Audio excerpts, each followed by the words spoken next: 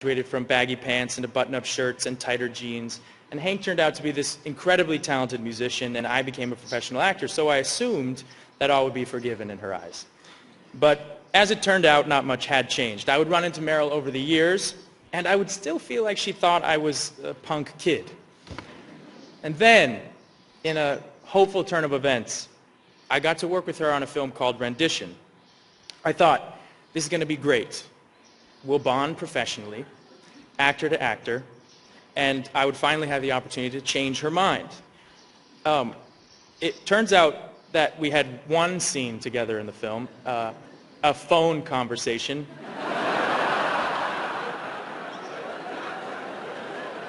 And she wasn't even on set the day of filming, but I did. I had to act opposite a tape recording of her voice, which let me tell you though, it can still be intimidating even when it's recorded. I brought my A game, and I could barely keep up. So from that taped experience, I did begin to see why Meryl Streep is such an extraordinary actress. We go to the movies to be moved, but also to be entertained. When you watch Meryl Streep on screen, you sense somewhere on an unconscious level that she is enjoying herself. All of us want that in our jobs. We look for that in everything we do, actually. Whether you're a plumber or a journalist or an actor, we are drawn to people who find joy in what they do and who are grateful for the opportunity.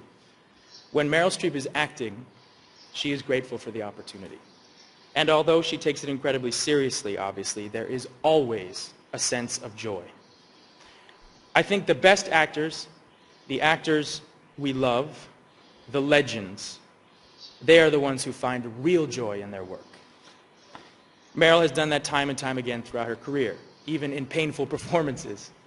We can see it in The Deer Hunter, Sophie's Choice, Kramer versus Kramer, Out of Africa, Silkwood, Adaptation, recently in Doubt, Julia and Julia, and it's complicated. I could go on and on.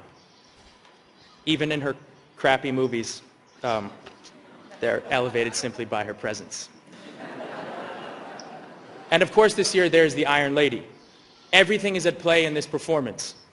Power, empathy, politics, intellect, strength, struggle, defiance, charm, and of course, as always, with Meryl Streep, joy.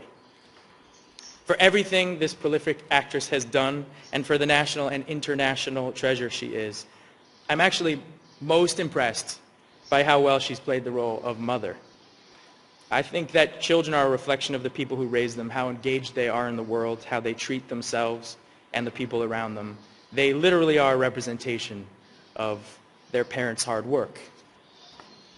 The fact that Meryl has played both parts so well, as an actress and as a mother, that's what makes her such an icon in my eyes. She's an extraordinary mother and an equally extraordinary actress. I can honestly say that I am grateful she left such an indelible mark on me as a kid, even if she scared the shit out of me sometimes. And the love that I feel for her tonight here in Berlin makes up for whatever I did as a 13-year-old no-good punk. If it doesn't, I don't care. She's still the best there is. Ladies and gentlemen, it is my great honor to present the honorary Golden Bear for Lifetime Achievement to the great, joyous Meryl Streep.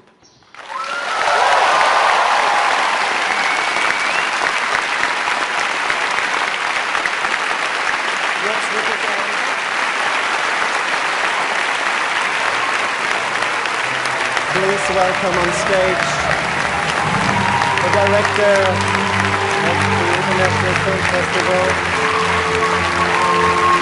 Meryl Streep.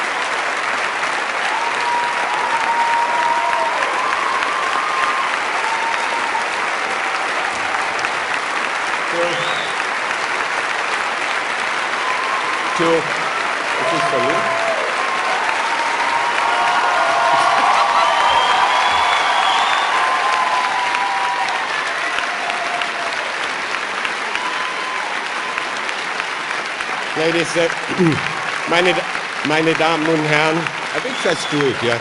Meine Damen.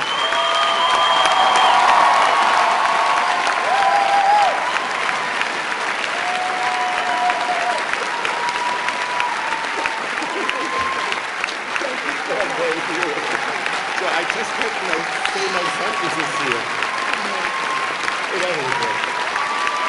Anyway, I give you now the golden bear.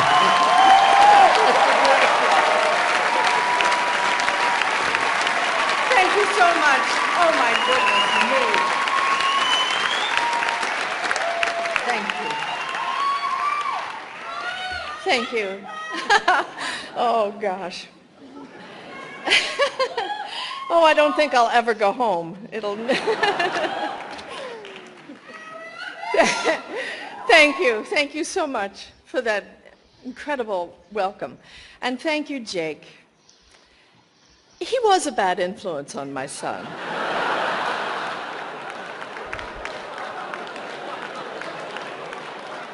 I remember the first time I met him, I believe you were not yet 13, you were 12. And he and Henry were pretending to be bartenders at his big sister Maggie's birthday party, which was a cabaret in the basement of their house in Los Angeles. And they were serving Cokes and lemonade, they said.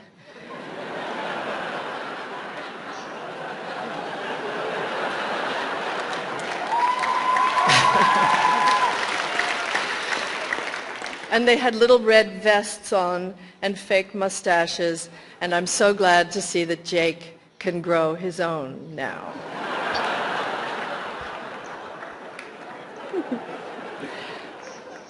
Jake Gyllenhaal is the son of the splendid screenwriter Naomi Foner and director Stephen Gyllenhaal, so he comes by his show business pedigree, honestly, but he's also inherited his parents' grace, and I thank you so much for doing this for me tonight.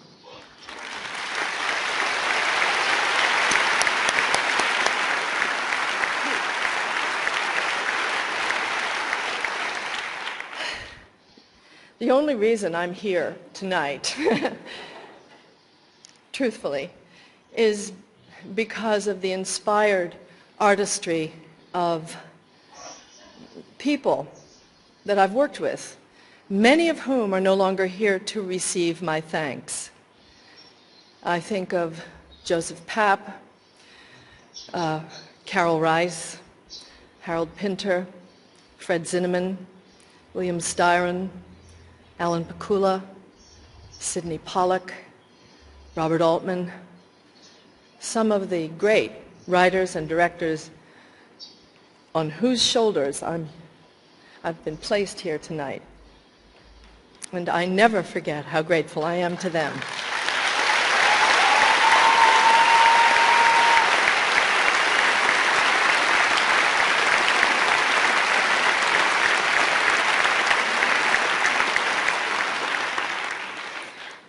And to my director, Phillida Lloyd, and to all the directors and writers who are still living after working with me. I give my heartfelt thanks. We all know how unfair it is that you do all the work and I get all the glory. But I am grateful for every moment of inspiration you've given me. And I thank Jim Broadbent and Jake Gyllenhaal.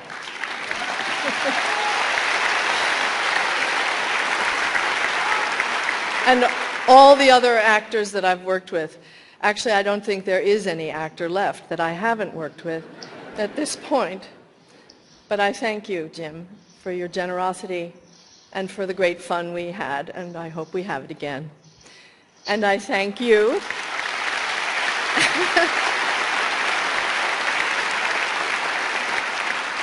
I thank you, the fans and the audiences. And I thank the husbands and the boyfriends of my audience who sometimes have to be dragged to my movies.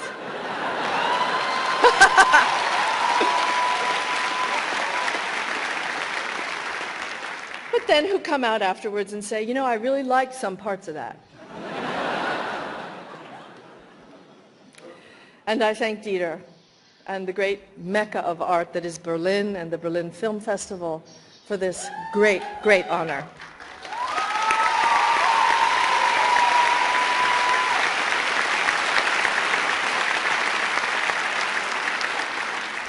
And last, but really most of all, I'd like to thank my friend and colleague, Roy Helland, who is my makeup artist and hairstylist extraordinaire, who has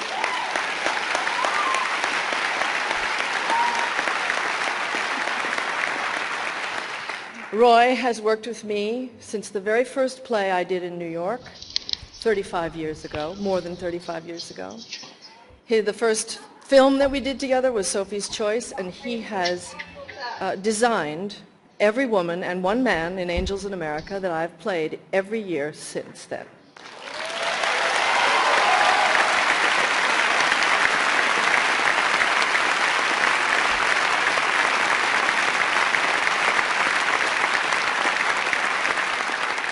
And 2 nights ago, together with Mark Coulier, who is a brilliant British prosthetics designer, Roy won his first award, the BAFTA, for makeup and hair.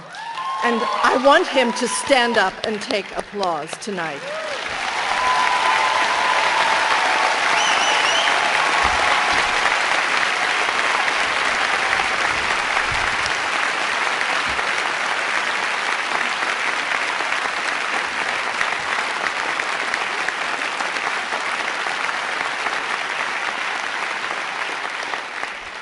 Pretty soon you'll see why he won. And I hope you enjoy the film of which we are all so proud. Thank you. Thank you very much.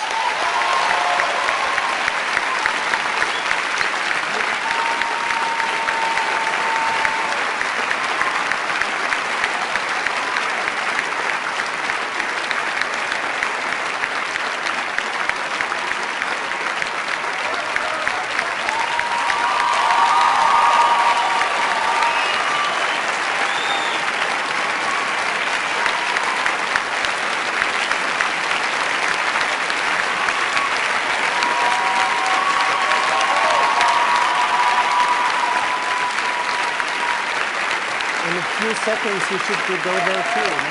Yeah, sure.